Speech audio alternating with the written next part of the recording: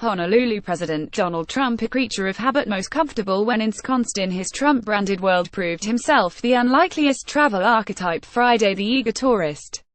Stopping in Hawaii en route to his 5-country, 12-day trip in Asia, his longest foreign trip since assuming office, the president appeared energetic and enthusiastic from almost the moment Air Force One climbed into the sky. President Donald Trump and First Lady Melania Trump board Air Force One at Joint Base Pearl Harbor, Hickam, Hawaii. Photo app. Briefly visiting reporters in the press cabin shortly after takeoff, Trump reaffirmed his remarks early Friday as he departed the White House, in which he said he planned to extend his trip by a day, to attend the East Asia Summit in the Philippines. "We're staying an extra day, because the following day is actually the most important day," the president said, when asked about his abrupt and unexpected change in plans. Protesters during President Donald Trump's visit to Honolulu. Photo app. Although Trump had always planned to attend the Association of Southeast Asian Nations Summit in the Philippines, he initially expected to head back to Washington before the additional Key Asia Summit the following day, which includes all the ASEAN countries, as well as 8 additional ones. The decision not to attend had prompted much consternation in the region, which worried that Trump did not care about Southeast Asia.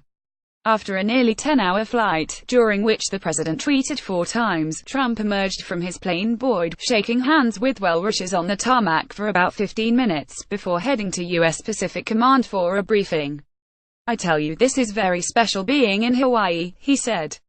Edward Aquino, Center, who holds a Trump Make America Great Again sign, confronts a anti-Trump crowd protesting in Honolulu. Photo app. The president also seemed genuinely excited about his planned evening visit to Pearl Harbor, which, he said, "I've read about, spoken about, heard about, studied, but I haven't seen. And that is going to be very exciting for me."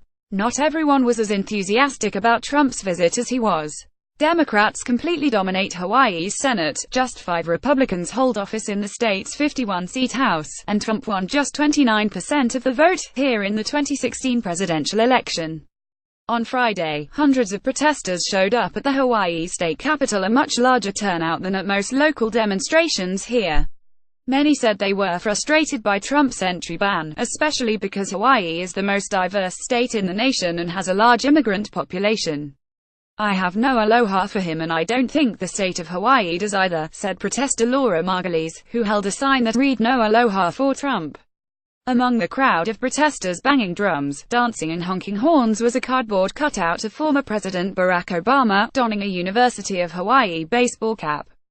Davy Strand, a Hawaii Democrat who brought the sign, said his wife was born in the same hospital as Obama. Trump fanned the flames of birtherism, even publicly saying he had sent private investigators to the state to search for Obama's birth certificate, and Strand called Trump's false claims that the former president wasn't born in United States insulting. "Obama is the state's precious local boy," said protester Susan Brule.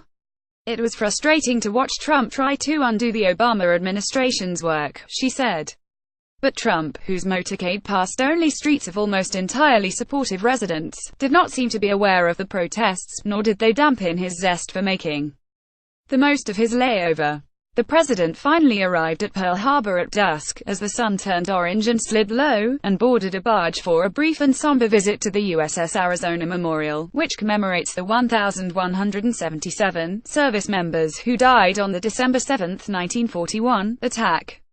Accompanied by his wife, Melania, the president took in the nearly all-white shrine which sits atop the wreckage of the still-buried USS Arizona and presided over a wreath-laying ceremony before a marble wall etched with the names of those who perished.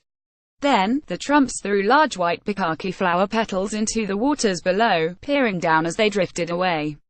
The White House had briefly signaled that Trump might make remarks at Pearl Harbor, perhaps an early version of the bellicose speech he is expected to deliver during his trip, aimed at North Korea, but he was restrained and respectful, largely listening and taking in the memorial.